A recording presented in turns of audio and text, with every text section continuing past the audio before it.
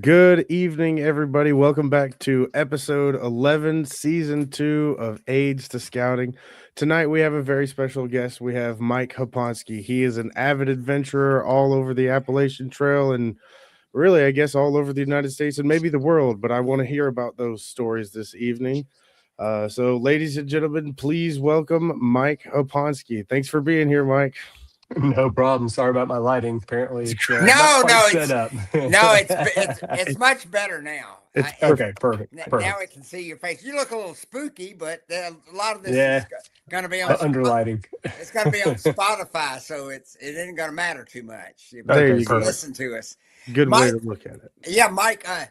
First, if you don't mind, tell me about your. You have a scouting background, and y'all met and were recently together. You were with Elliott down at Camp Thunder. Is that right? Yes, sir. I've been in scouting, well, on and off, well, on, off, and then back on again. Started long time ago, way older than Elliot. Started a long time ago when I think the scouting program was 3-year program. Weeblos was a 1-year program. I think it was 1983, somewhere in that area. It was probably my first scout camp, or my first scout camp when I crossed over to BSA, Boy Scouts at the time. Started started Pac 909, which is Atlanta Area Council down in Jonesboro, and got my AOL. Then went to the Troop 909, and through there went all the way up through Eagle. Left scouting for college, and then came back when one day I was taking my daughter to school, and there was I think I don't know who it was, came by the school and was pitching scouting, and she was like, "Dad, I'd love to join scouting. Can I join scouts?" And I was like, "Yeah, let's do it." So here I am again, back involved. Hey, well, that's great, Mike. Where did you go to college? I went to Georgia Tech, so I'm one of the few people that I know that my growing up in the Jonesboro area, I actually drove by my college every day to go to my high school. So my college was closer to my house than my high school was. That's great. One of my friends, boy, that I helped learn. I helped him with his learning of piping, Mhm. bagpiping. Uh, was Brian Forsyth, and he went to Georgia Tech. And Okay. what a great credential Georgia Tech is. I mean, It's I don't know if you're an engineer these days, but to say that you went to Georgia Tech's like saying, as far as I'm concerned, like I went to the Harvard of engineering schools. Well, I appreciate it. Yeah, I am in engineering still. I do civil engineering, so I'm one of the few people again that I know that actually do what my degree was for. That's So, great.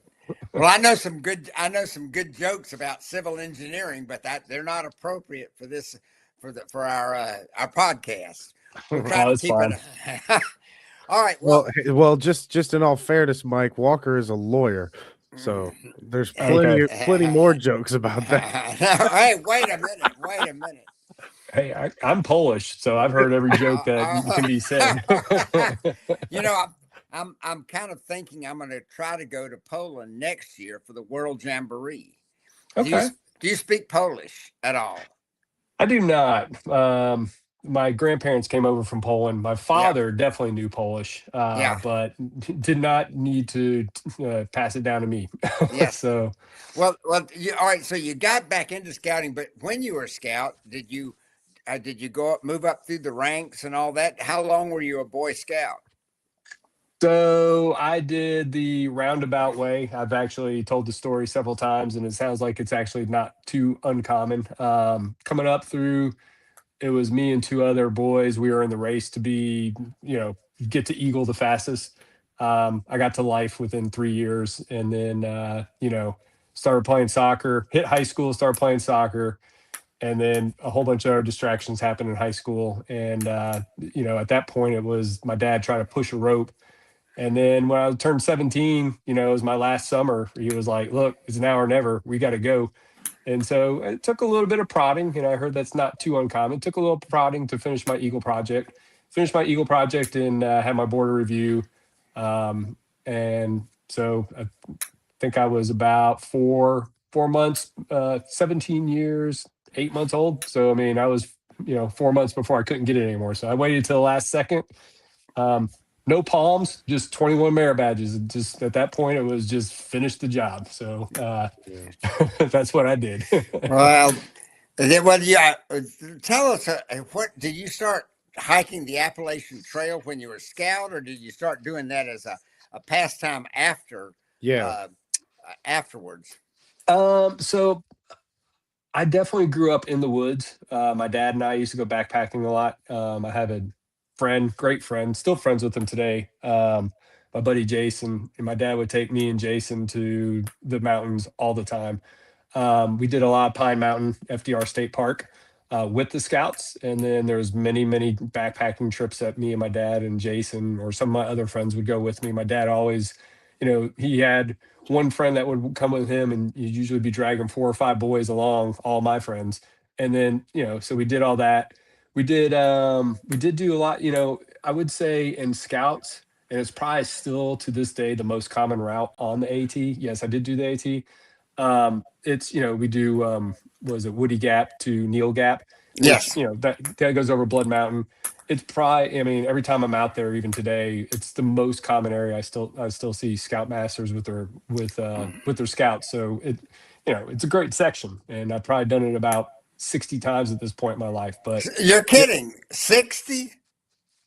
yeah, so I did, between my dad and my friends and scouts, I did it a lot as a kid. And then, when college hit, I gave up hiking. Didn't give it up. I just had other things going on. Yeah. Came out of college, started my degree, started my career, still other things going on. And then got married and then had kids. And then it was probably 2017 that I got back into backpacking. So there was a huge gap that I just never went backpacking.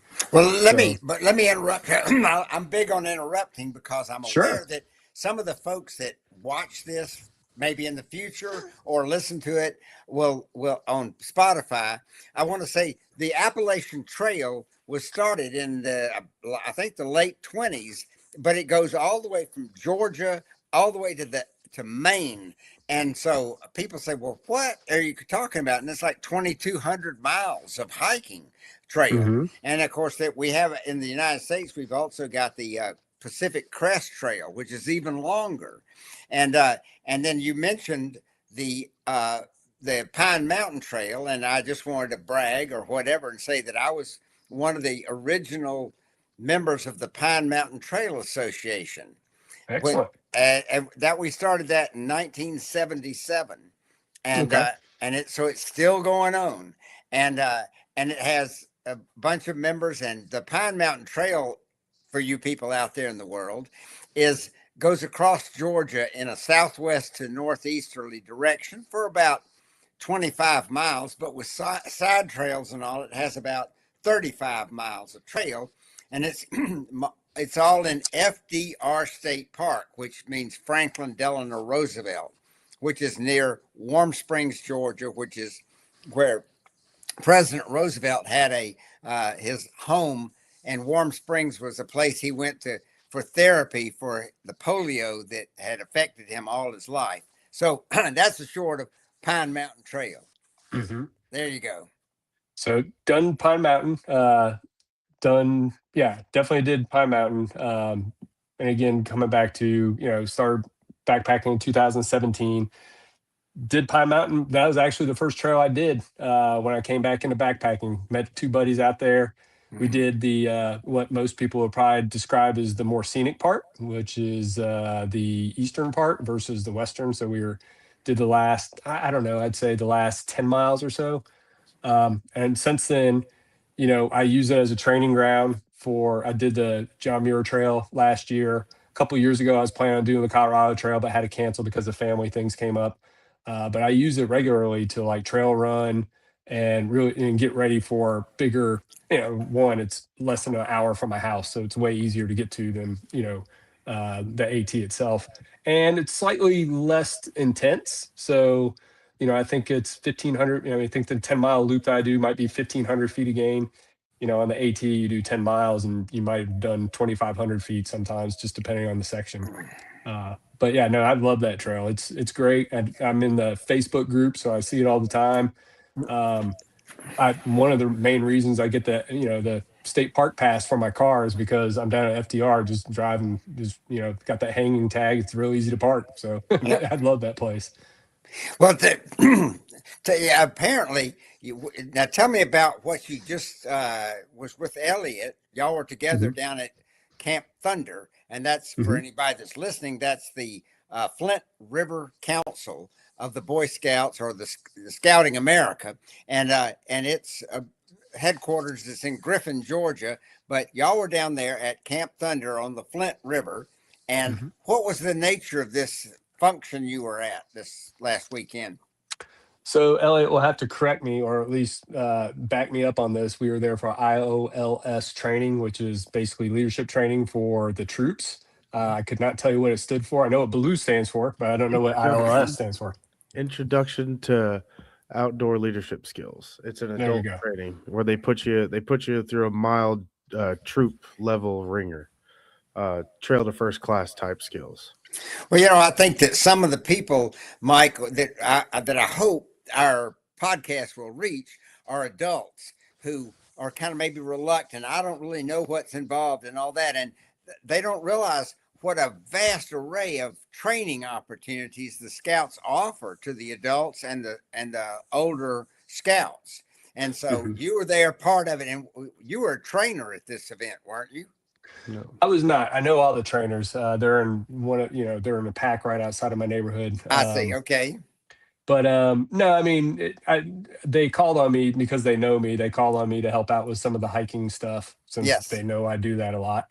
But at least for someone that is outdoorsy, and I was also a Cub Master for 2.5 years. So I thought it was a great program, but I'm experienced enough where I don't think I did learn stuff, because there's always, you can learn stuff from other people, but a lot of it was, we had a campfire program and taught people, new leaders how to do campfire program. Well, of course, I've been doing it for 2.5 years, so it wasn't a skin off my back to do that one. Actually, I had a great time. Elliot was the MC. He got chosen. Actually volunteered. Didn't even voluntold. He was volunteered to do it. I wasn't going to wait on somebody I didn't want to wait on to be voluntold. I was like, do it just in case. Let me do it just in case.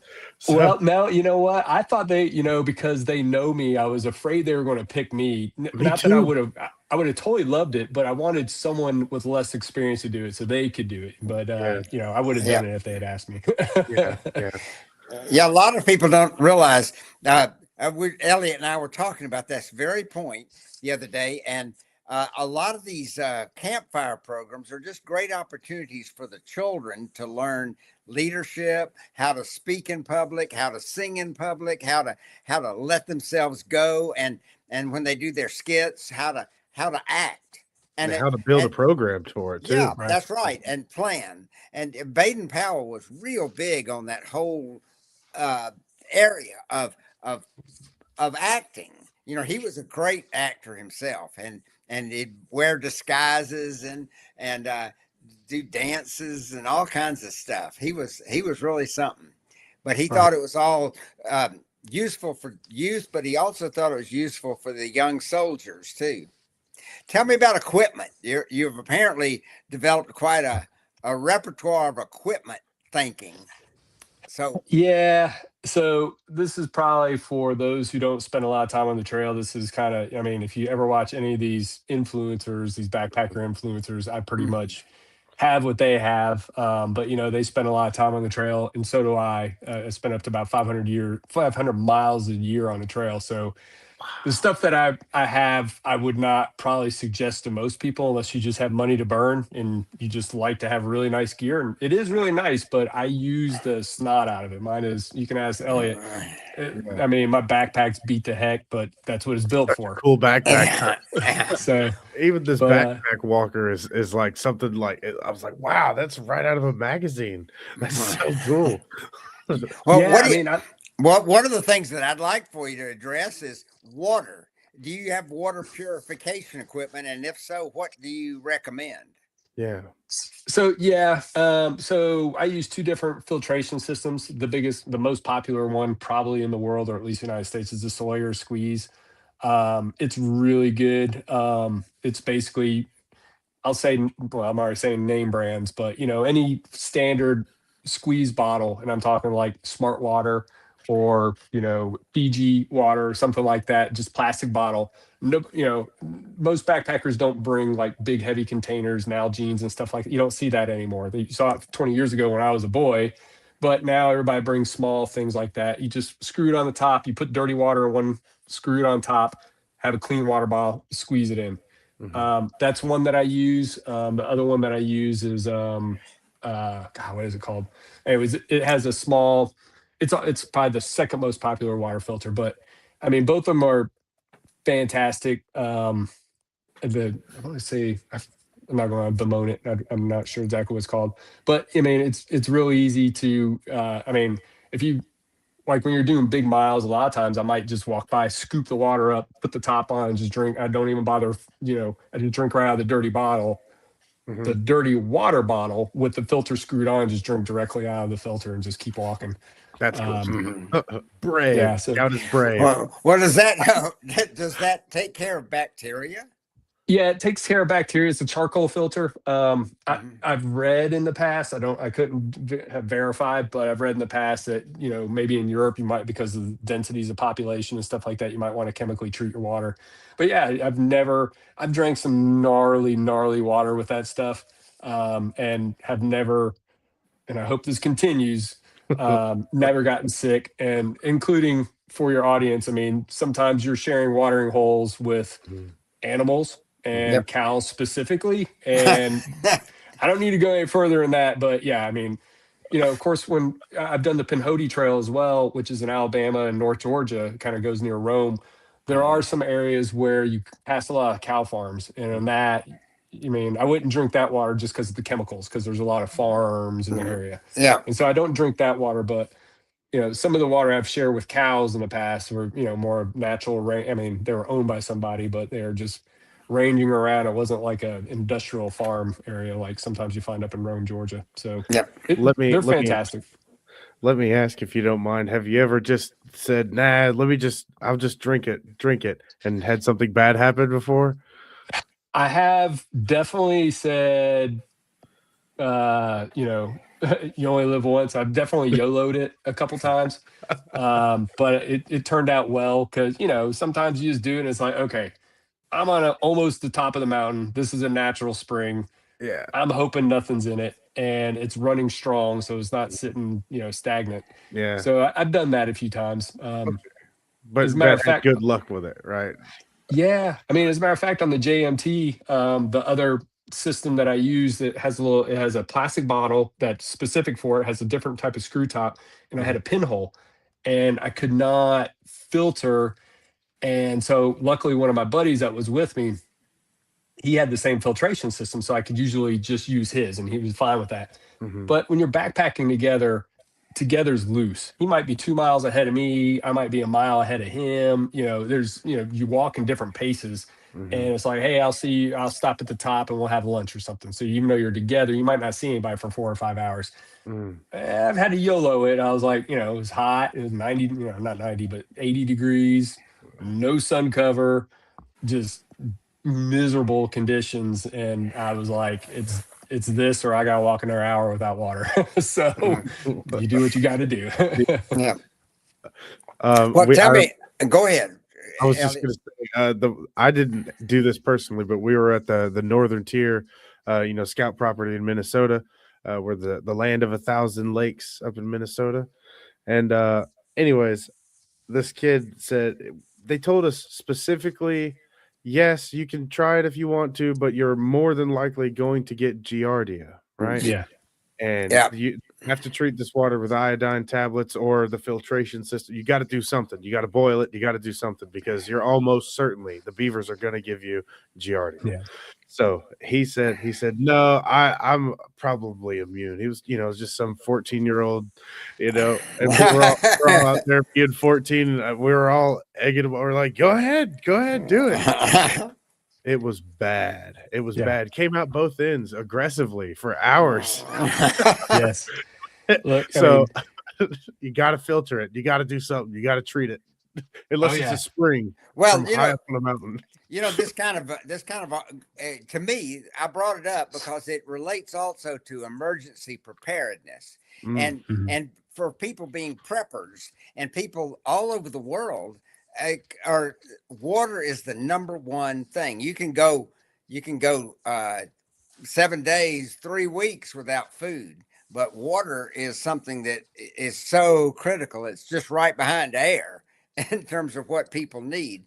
So folks should be folks at home should have filtration equipment in case they have to drink out of a stream or a creek.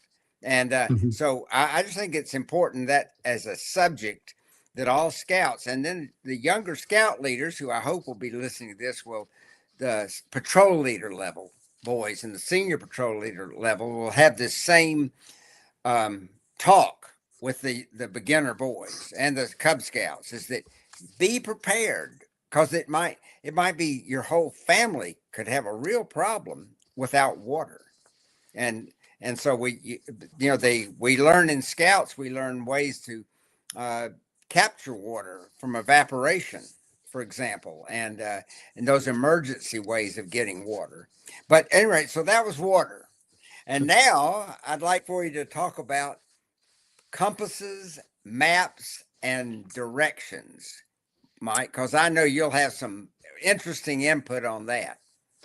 Yeah. So um usually I'd usually carry one of the National Geographic maps. Just I mean, one, the AT, if you're talking the AT, you're so close to civilization all the time. They hide it really well, even in like places like New York. I mean, in New Jersey, you're still near town. I mean, you're all over the towns. You're usually but you don't know it.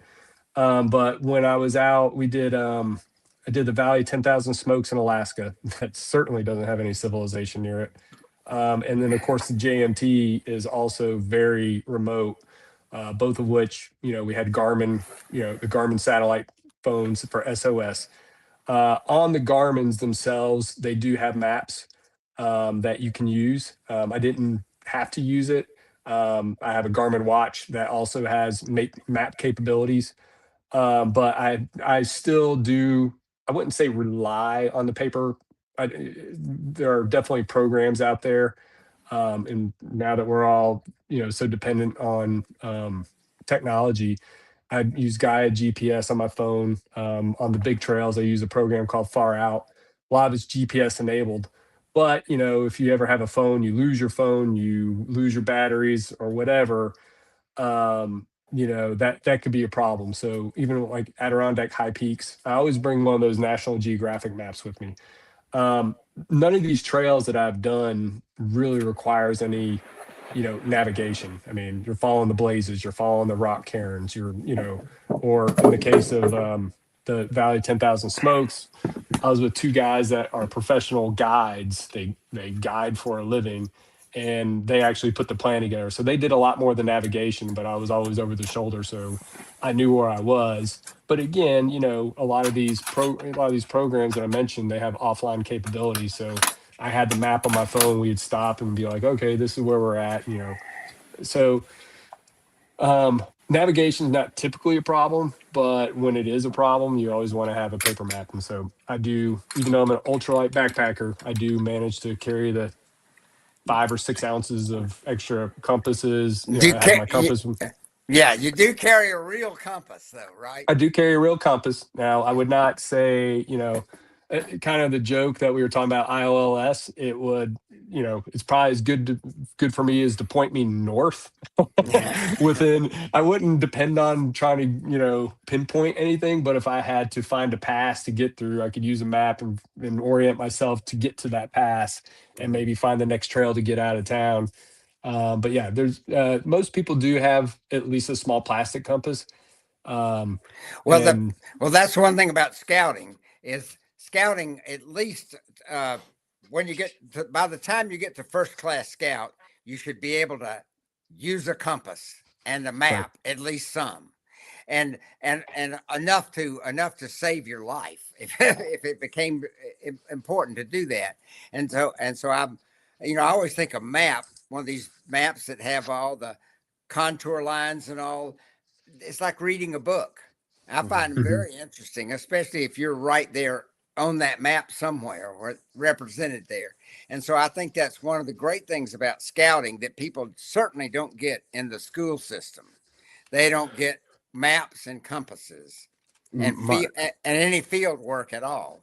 Mike, we were Right. talking this weekend about your job as a civil engineer and how you used to have to go to where did you have to get the big rolls of maps in order to There was a tell me store up in Cobb County that they sold quad maps, and quad? when I first started my career, I'd have to drive to Cobb County. Well, of course, I worked in Cobb, Mm. but there was a shop in Marietta. But now you can download all that stuff for free, usgs.gov. So USGS.gov. That's what I wanted to. I'm gonna yeah, put a there's link. also other programs, caltopo.com. You can pay for a $30 yearly subscription. I actually download a lot of my maps from Caltopo. You can trace a pathway, and it'll give you the profile where you want to go. It'll show your profile of the pathway.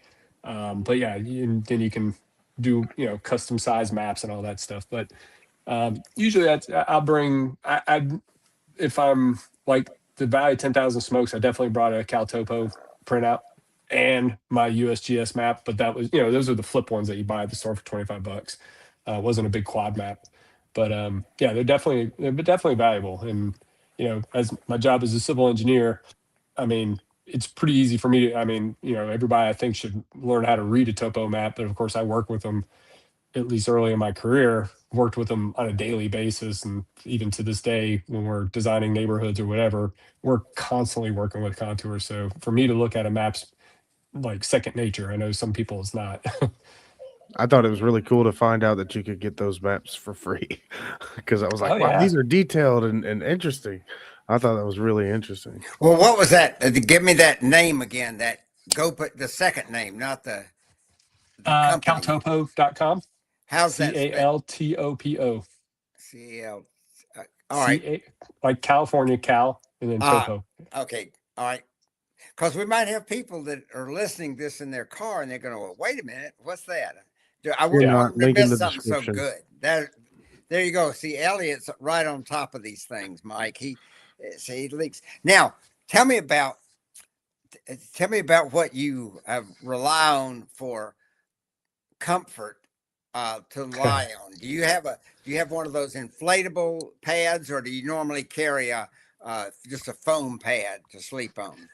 Well, I'm old, so I do like my comforts. So I did spring and buy an inflatable pad. So I have an inflatable Thermarest X-Lite. It's, I mean, it's been, you look at all the ratings, it's been the number one sleeping pad for the last 15, 20 years. But I was talking to somebody at IOLS. I think she was a newer leader, and she was asking me some questions about my tent, my gear, and I just made sure to mention. And I'll mention it to your audience.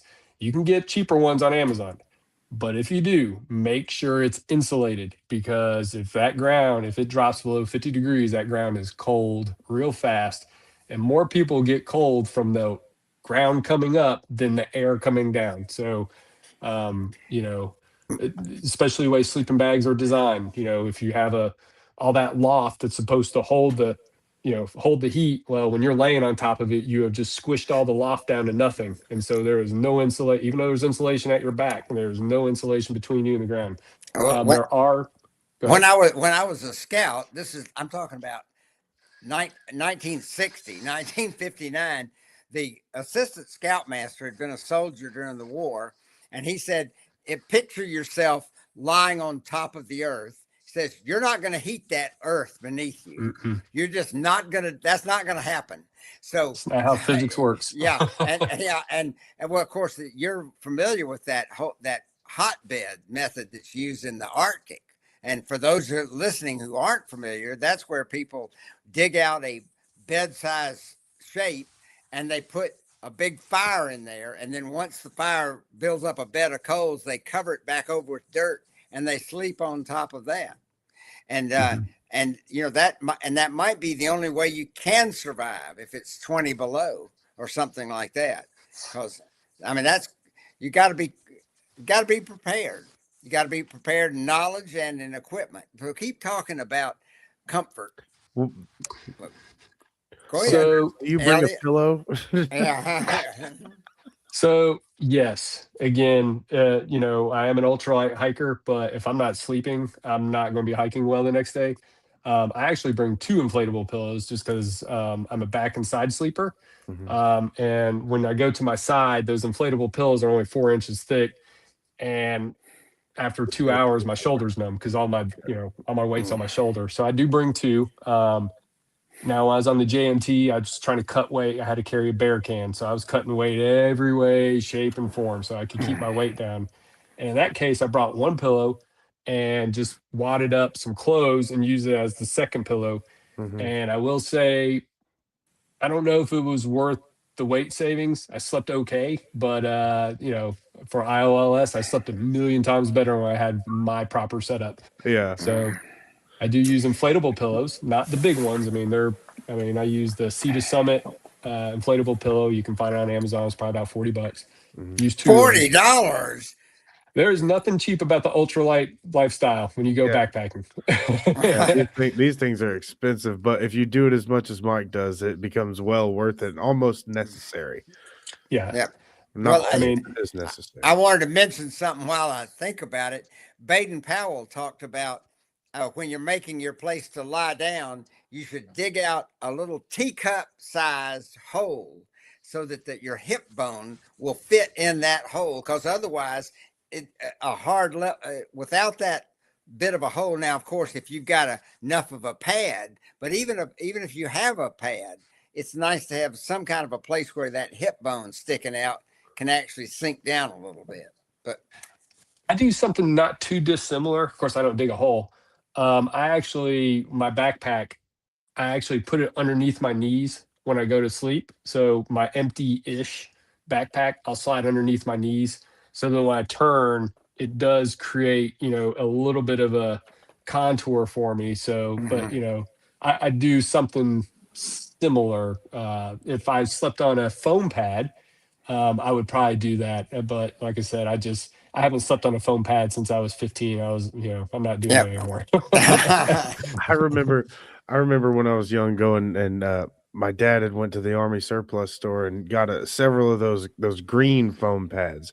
You know, the Mhm. thin ones that are just you may as well sleep on the ground because Yeah. it doesn't give you anything. Maybe a little insulation, but he'd bought like I don't know 6 or 8 of those things, and I figured, well, we're semi doing car camping because it was a training camp out. We were doing junior leadership training, JLT. They call it ILST now is the newest version of it, but we were doing the troop level leadership training, and we were doing it at the Ingram's house. They had a farm down near Molina, actually, probably 5 minutes from 3 minutes from camp, really close to where your house is down there, Walker.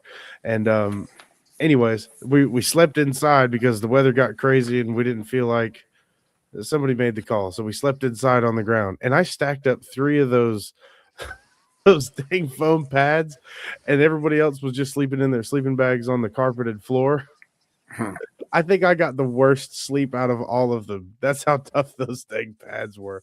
So yeah, foam pad, those are they're just not great. The memory No. foam ones that fold up into like a rectangle, those ones are okay. But if it rolls up in a circle, that's for yoga. That's not for sleeping. You know? I remember when those Ridge rests came out, we thought it was awesome because it was a foam pad with ripples on it. It's like, oh, this is so much better. It's so much more comfortable. Yeah. They were not any more comfortable than that foam pad that you're talking about. You may slice a pool noodle in half. Right. Sleep on that. Right. Man. How about you talked about saving weight? What do Mhm. you typically, what if you were going to go on a 2-night overnight hike on the Appalachian Trail, how much weight will you normally be carrying? Again, I do this a lot. This isn't going to happen. This isn't going to be for the person that goes out there 2 or 3 nights a year. I've got a base weight of about 8.5 pounds. So What? all my gear together is 8.5 pounds plus, I'll carry Appalachian Trail has a lot of water. So I might carry So you don't eight.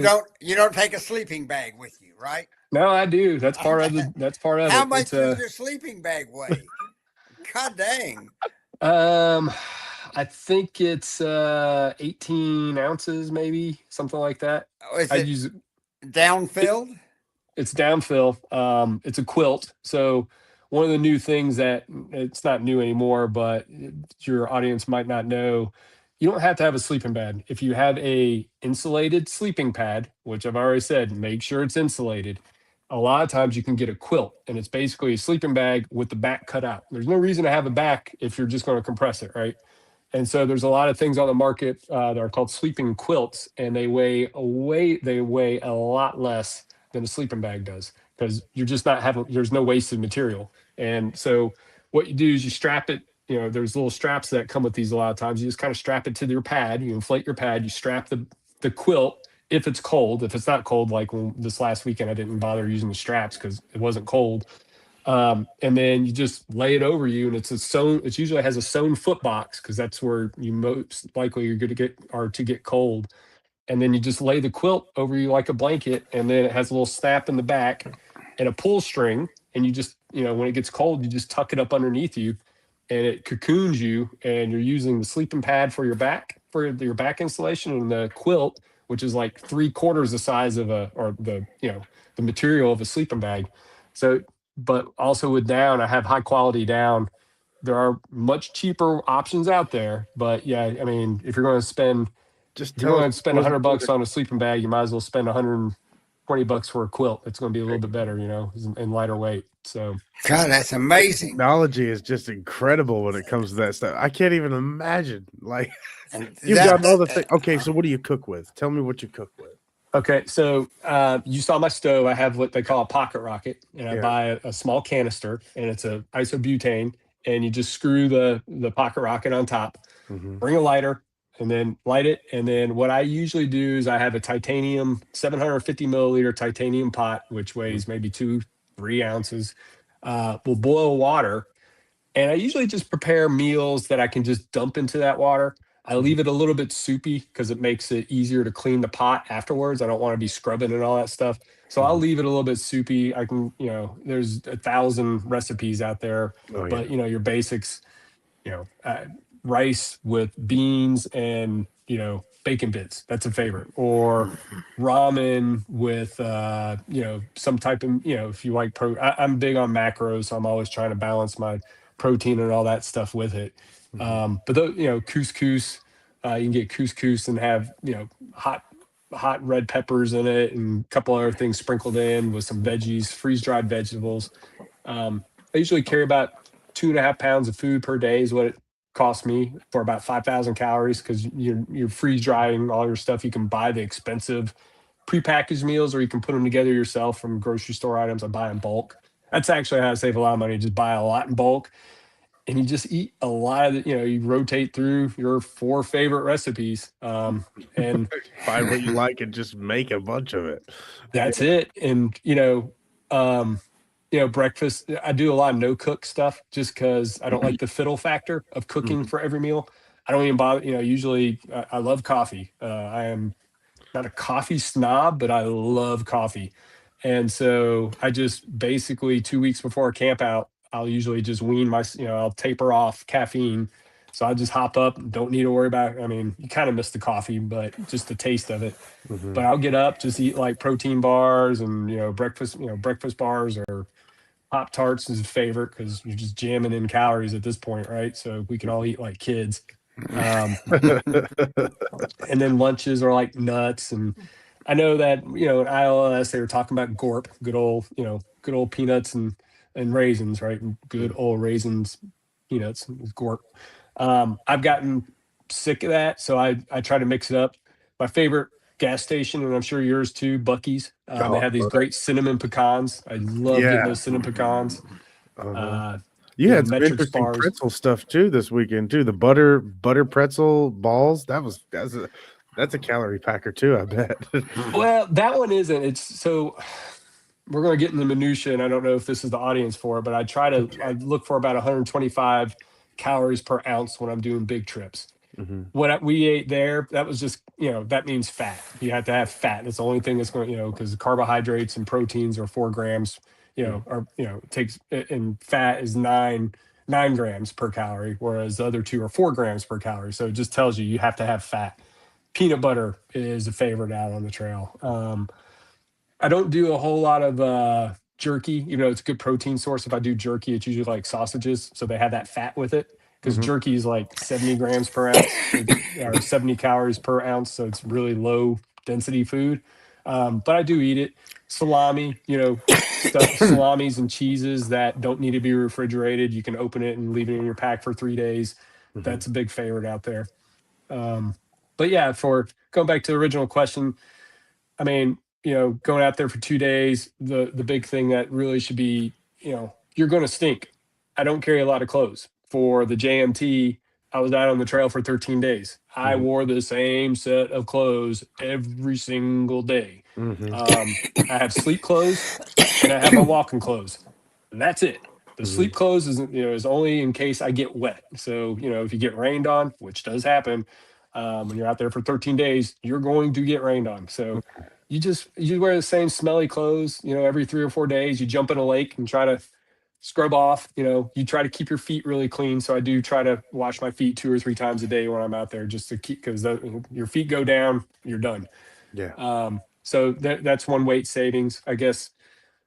Really, the biggest piece of advice I have for even all scouts and adult leaders is just be minimalist. Bring what you need, bring a spare. So if you get wet, don't wear jeans or anything like that. Try to, you're going to be going for the fast drying fabrics, which are very prevalent these days. And then bring sleep clothes. And then, yeah, it's terrible getting up the next morning and putting on wet clothes. It's the worst experience in the world. But you know what? It saves you weight. So you keep those you keep those sleep clothes dry at all costs, and you wrap it up with your sleeping bag inside of a bag.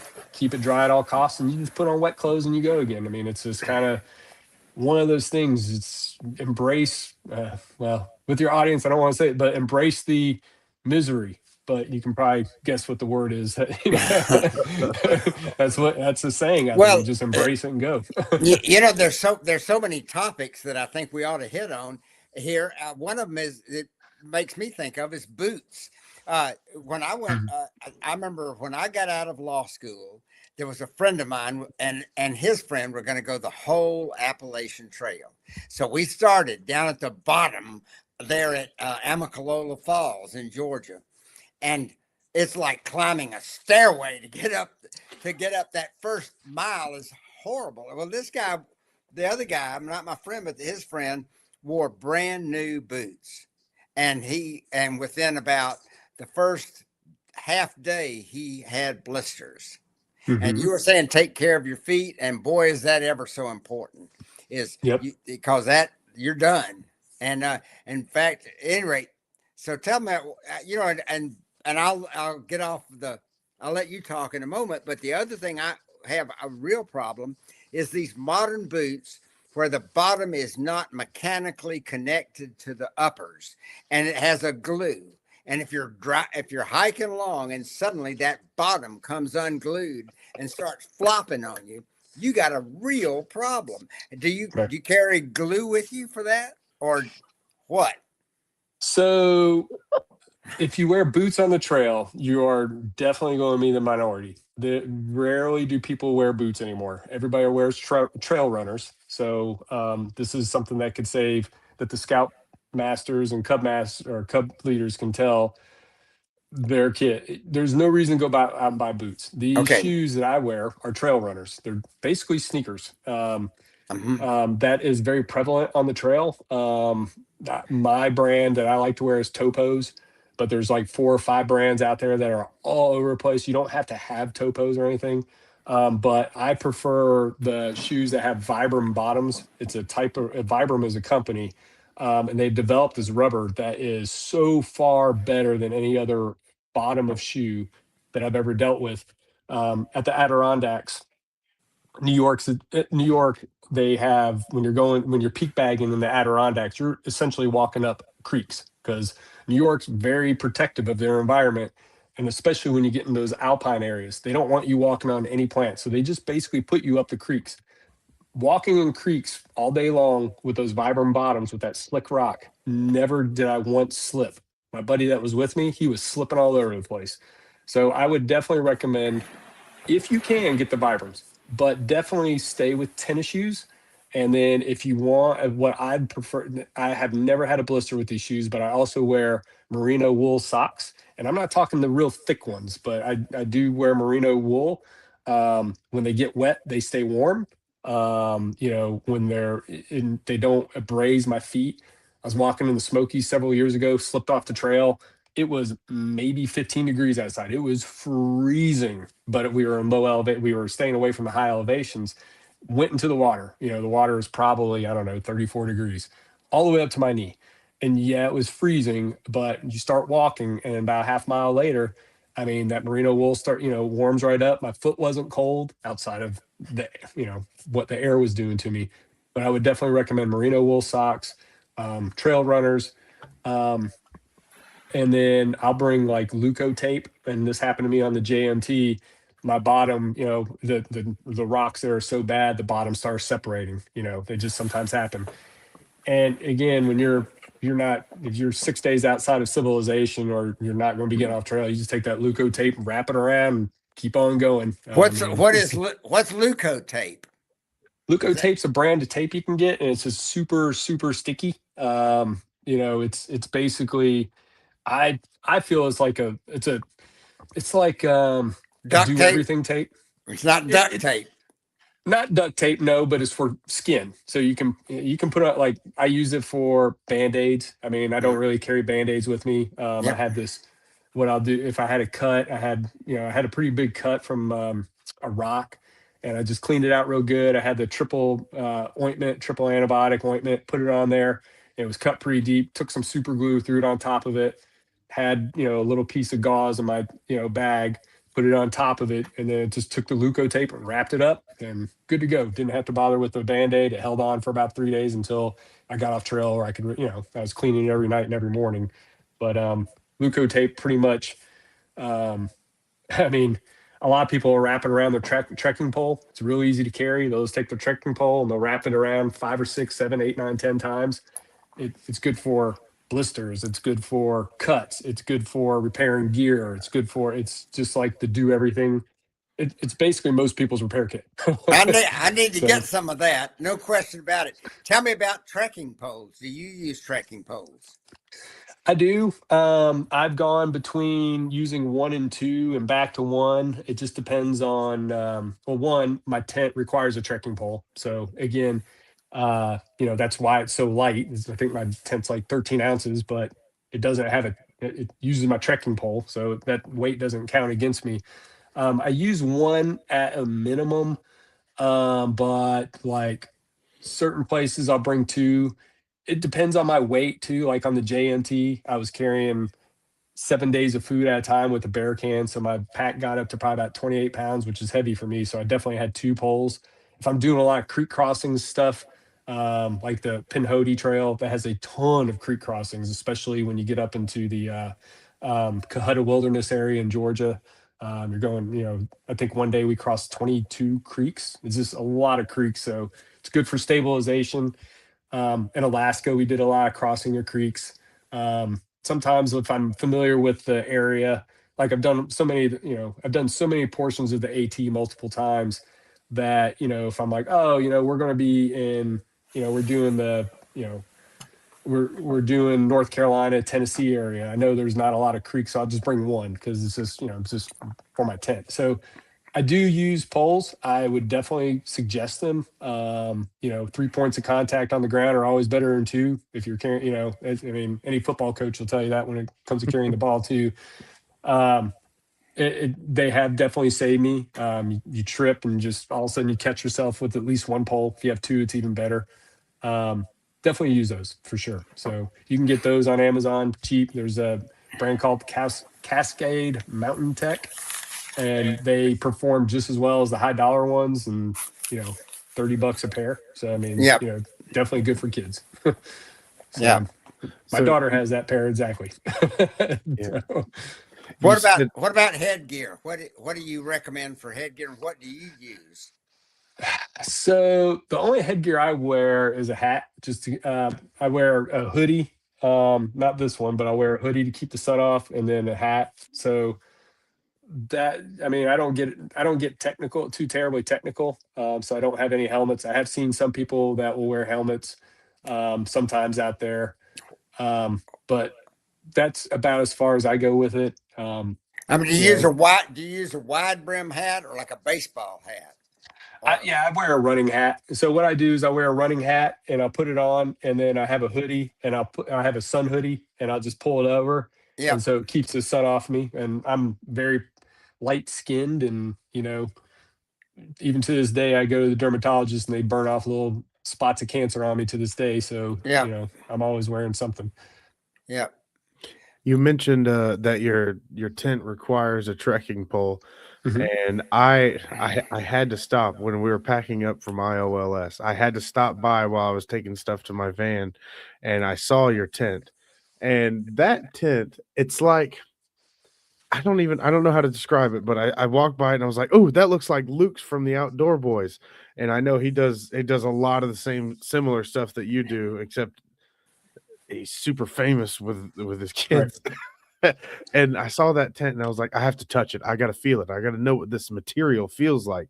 And Walker, I don't know if you've ever seen one of these types of tents, but it's the weight of it is as if you took 6 or 8 Walmart bags and just put them in a pile. That's about what the weight of this tent feels like, and then put a little bird's nest of paracord on it. But even the cord on there, it's not paracord. It's thinner yet stronger than the paracord, and it feels like almost like paper almost, but it's not. It's super strong and waterproof. Tell us Right. about your tent, please. So I I used to sleep under a tarp, but I've gotten real paranoid about Lyme's disease, especially with all this alpha gal and all this other stuff going around. So I had to give up my beloved tarp, which was the same material that my tent is. It's called Dyneema. It's DCF, Dyneema Composite Fabric is what I think it stands for. Um, it's basically it was called originally Cuban fiber, and it might still be. And I'm old enough to remember, I think, when it was what was it, America Cube. We won the sailing race, probably in the 80s sometime. And anyways, there was this cutting edge technology that was Cuban fiber. And so now they make tents out of it. It's really taken off in the backpacking community because it's super lightweight. It has no like abrasion. It's terrible with abrasion, but the tensile strength is incredible. It's super lightweight. It's waterproof. I use the Z-Packs Ultraplex, which is going to Z-Packs is a big company that does a lot of these tents. There's others out there, Durston, Hyperlight Mountain Gear, all that stuff. So it's an incredible tent. Is It this a again is is a one person tent or a two person? I sleep in a one person. I'm very much a minimalist. I just couldn't swallow the extra, 6 ounces it would cost to get a 2 person tent. So I Oh have a one yeah. person tent. Too heavy, too heavy. Um, but yeah, again, when your audience looks it up, they're going to choke on them on the price on it. But like I said, it's like not my gear's not like my little one. She does not have a Cuban fiber tent. She has a regular old pup tent, little a dome tent, which is fine with her. It's durable. You can look up those for your scouts. Definitely a better buy Yeah. than what my tent is. But yeah, it's incredible technology. What And about it's what about mosquito netting and protection from bugs? so mosquito netting. There is a company, and I would love for your people to go. It's called Insect Shield. What I do is I buy my favorite hoodie, my sun hoodie, which is a Outdoor Research Echo hoodie, is my favorite one. I've got 6 of them, and I will designate one for backpacking only, and I'll send it to this company called Insect Shield.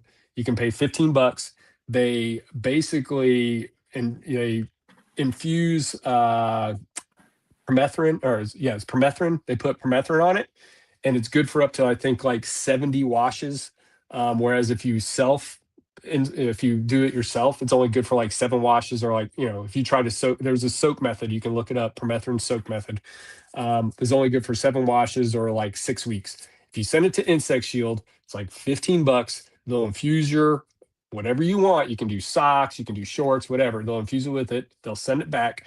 And then I set that aside and never wear it except for backpacking. And then when I go backpacking, I come back and I wash it and I never dry it because I don't want to knock those molecules. They even I think it's probably okay to dry it, but if I'm going to, why bother? If I'm going to use it only for backpacking, I want to be as careful with it as I can.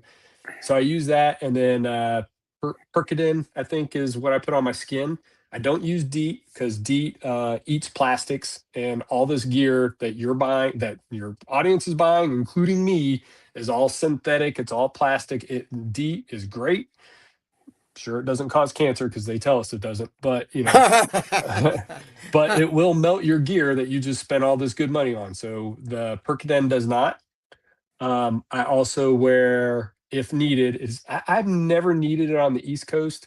I definitely have on the John Muir Trail, and I definitely did up in Alaska because it was mosquito season. Because the snow melt, we don't have that problem in Georgia. You have this huge snow melt, all those bugs just go berserk because the eggs hatched, and they're looking for food, and there's plenty of water, and they need food, and you're the food. Oh, yeah. So I have a head net that, again, real easy to put on. I just put my hat on, my baseball hat, my running hat, and then I put my bug net over it. It has a little drawstring on the bottom. You zip it up, and then I put my hoodie on top of it. And I mean, depending on where it was, the bugs are still pretty vicious, but what else are you going to do? But that's how I usually take care of the critters. Definitely try not to camp near water. I mean, we can talk about campsites and all that other stuff, but I don't camp near water. It's real nice and convenient.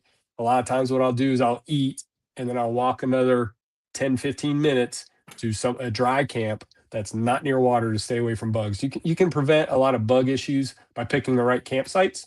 Unfortunately, on the AT, especially for big groups, the shelter system that's on the AT is all near water. So if you want a big campsite for 20 kids, you're probably going to be right next to water. So there may or may not be bugs depending on the time of year. But, with smaller groups, I eat at the water, then I get, half a mile away or whatever, just I fill up all my water and I'm carrying all this heavy water. Water's heavy, but I don't go too far, just enough so I can get away from the bugs. So the bugs can hang out by the water and I can hang out, away from them. Good advice, real good advice. So- I know that some places you just can't get away, like in a swampy environment. And Right. also, some people have no idea how bad the bugs can be in the far north. The biting black flies and the Oh, yeah. no-see-ums and mosquitoes, and every one of them wants to get you. Oh, And, yeah. and those no-see-ums can get through the mosquito netting, as I recall. And then you need some kind of cream or something on your skin if you want to keep those out, if I'm not mistaken. You tell us. Yeah, I mean, again, that's just a Percodan, Percodan. It's a P word. It's not permethrin. Permethrin goes on clothes. Picaridin is what I think it's called. There's 1,000 brands out there. You can get it in spray bottle. You can get it in lotion. You can get these individually wrapped wipes where you just, it's just kind of like at a restaurant after you eat crab or whatever. They have those little wet wipes. This is the same thing. You just open the wet wipe and you wipe it on your skin. Definitely, and they're good for ticks. What I will say is they don't necessarily like DEET will keep everything away. Like the mosquitoes don't want to be on DEET. When you use this stuff, what it does is you may get bit some, but what it does is I won't get too scientific because I'm not exactly sure, but like I saw when I was up in New York on the AT, I saw ticks, and what it does as soon as the bug makes contact, it swells their brain. And so they go mindless instantly or pretty much instantly. And if you've ever watched a tick, what it's doing is it's walking up towards warm areas. So it's usually walking up your leg towards the warmest part of your body and trying to get to your waistband or wherever. But these ticks, because I had that the Picaridin on, my socks were soaked in permethrin from the company, and then I had percaratin on my skin. I mean, they were just wandering around. They were walking in circles. They had no idea what was going on. You just pick it up and squish it. So it doesn't necessarily prevent all the bites, but it makes them stupid really quick because it just explodes their brain. So they will, if they touch it, they will die eventually. They just might not be on your skin yet. Well, yeah, it's my understanding that the rate of Lyme disease is much worse up in New England than it Yep. is down this way. I mean, here we have nobody wants a tick bite, but down here you might get Rocky Mountain spotted fever, but that's pretty infrequent. But Lyme disease up north is just a terrible scourge. So Oh yeah, it's rampant. yeah. And they what was the other thing that's kind of happening a lot down here in Georgia? The alpha gen, what was it called? Alpha-gal. Alpha-gal, yeah. So what it does, and I think it's from the, I want to say it's like a spotted tick, Texas spotted tick or something like that. Yeah. What it does is it creates after it bites you, you become allergic to like beef, mammal type Animal proteins, yeah. proteins, right? So there was, and I mean, I eat a lot of poultry. So I guess I'd be okay. I don't know. But, when you're on the trail, there was a guy who changed his trail name because we all have trail names. He changed his name to Alpha Gal. And so I sat with him at camp one. Like I said, I was talking to Elliott a little bit earlier. It's hard being alone on the AT because it's just so busy. Mhm. I mean, I go out there quite a bit alone, and almost always somebody will walk in and share a tent with me, or not tent, but share the camp with me.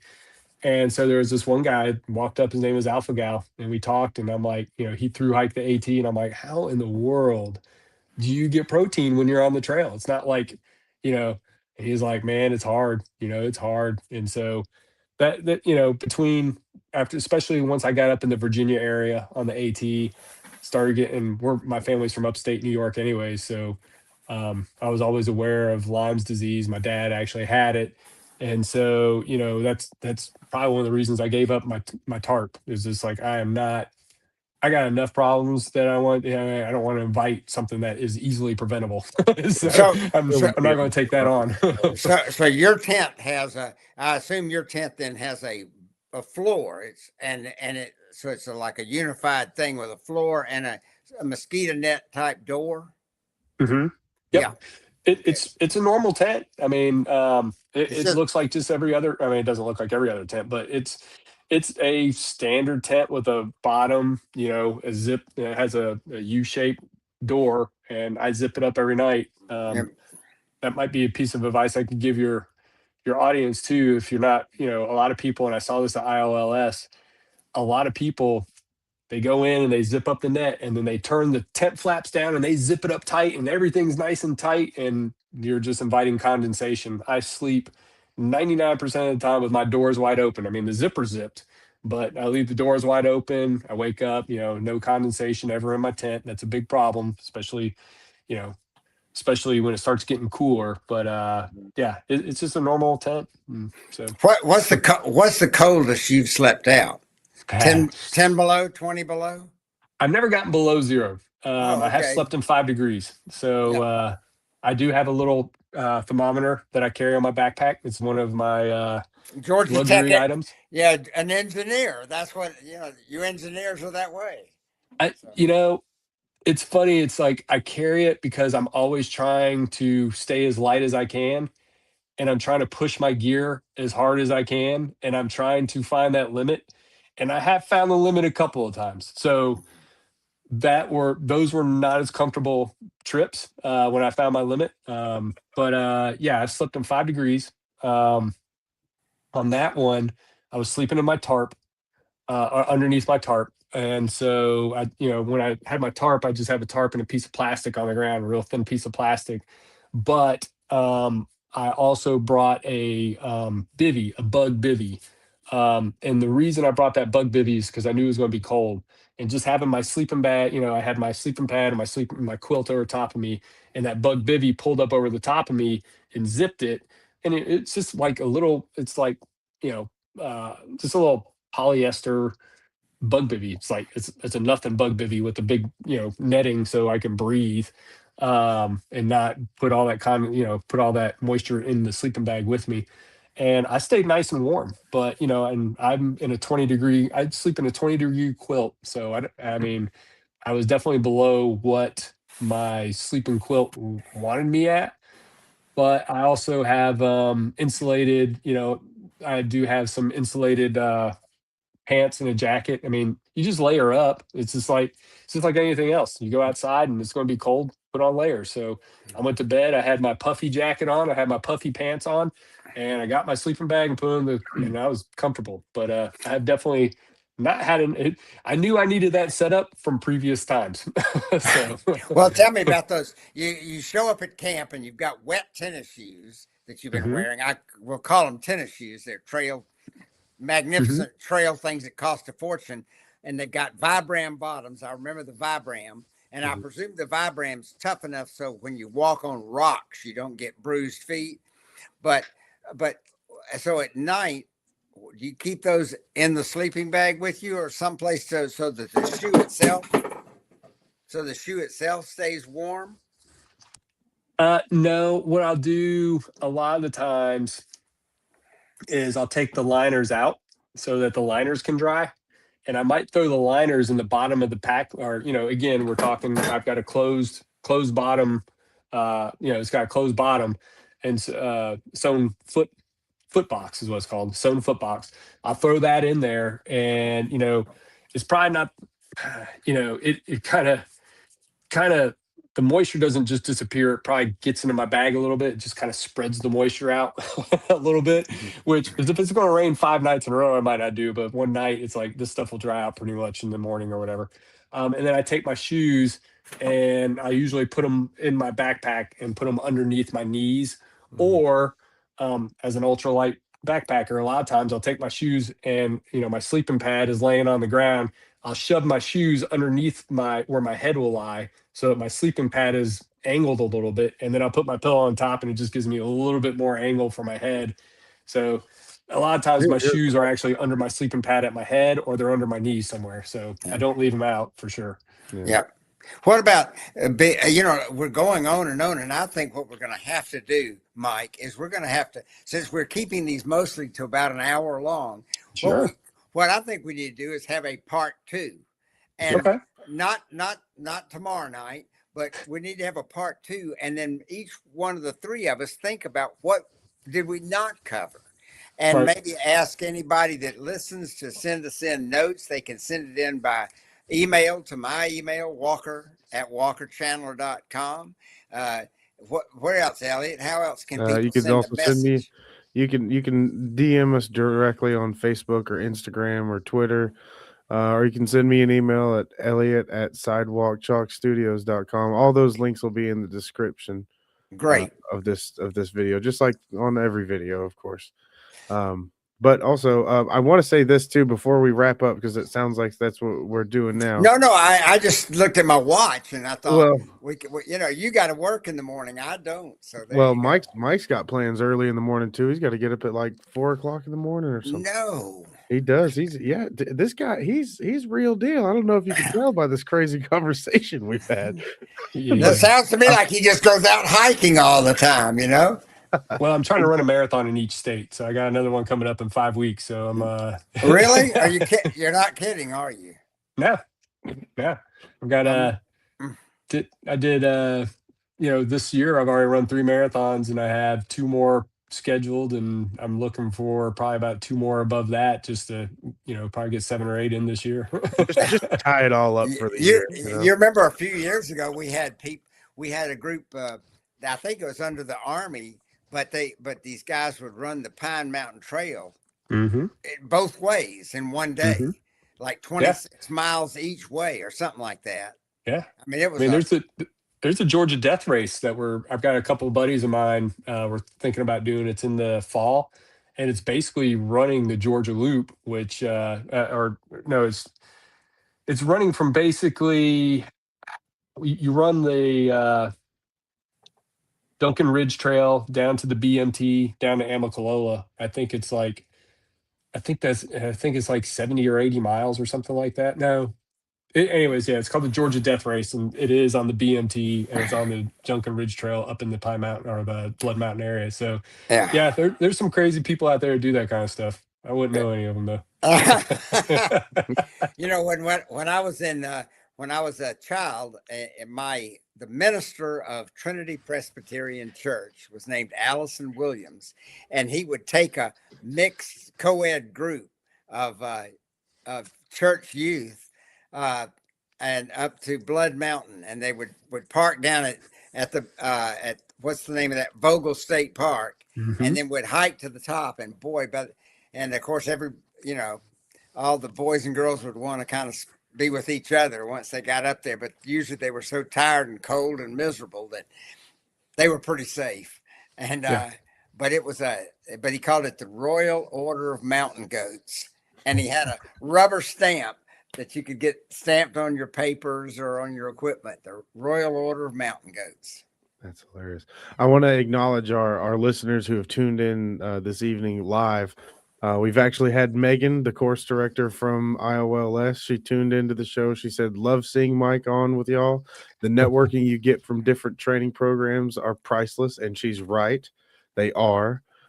Jennifer from our course said that those green foam pads are still being used. She's my stepmom. I don't know if you picked up on that, but so she's at my house where I grew up, and those green pads are still being used. Carolina McMean says, woot woot, Mike Haponski. Luke Thomas says that Solomon's are nice, and I think he said that when we were talking about shoes. Yep. And then Emily asked you, she was also from our course, says Mike, and then she says that Skin So Soft mixed with lemongrass is what she sprays on her tent and campsite whenever she's going camping for insect repellent. I've had some success with lemongrass, but I didn't know about Skin So Soft. Stephen Lucian, one of the instructors from our course, said that he just found this program and he's enjoying the tips. And then the spotted deer tick. Emily said it's the spotted deer tick. That's the one that is the meat allergy. Gosh, I can't even. And I know a couple of people now that have that allergy. It's terrible. But yes, I second the part 2 from Walker. And I think we should all bring some of our favorite gear to the next show that we do. That's right. Hold it up. I want to see a tent that weighs less than a pound.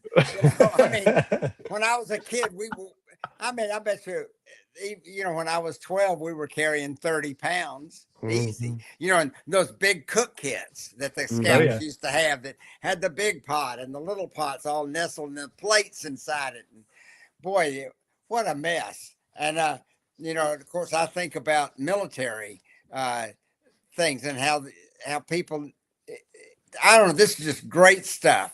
Yeah. It's just great how we're offering something, I hope, to scouts all over the world. And even if they can't afford the expensive stuff, maybe they can figure out some other clever ways to make and do things. We'll talk maybe next time about lighting. That's one of the subjects I think we didn't cover tonight. We can cover maybe personal hygiene and some of the more private aspects of that.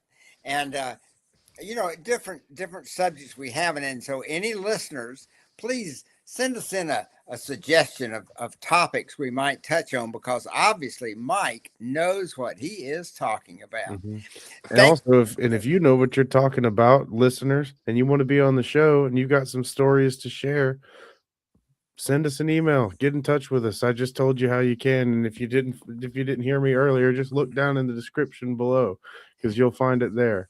So since I opened it. Oh, wait a minute. Another thing is I was going to ask Mike, but we don't have time, about critters coming there, like bears and that. And I thought maybe some of our listeners in Africa will talk about what they have to do there to keep from getting eaten by lions. I remember meeting some boys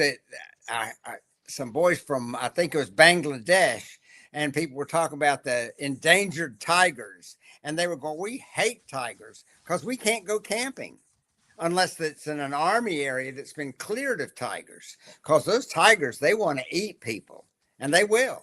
And so we don't have tigers here, but I bet you've had some interesting run-ins we can talk about next time.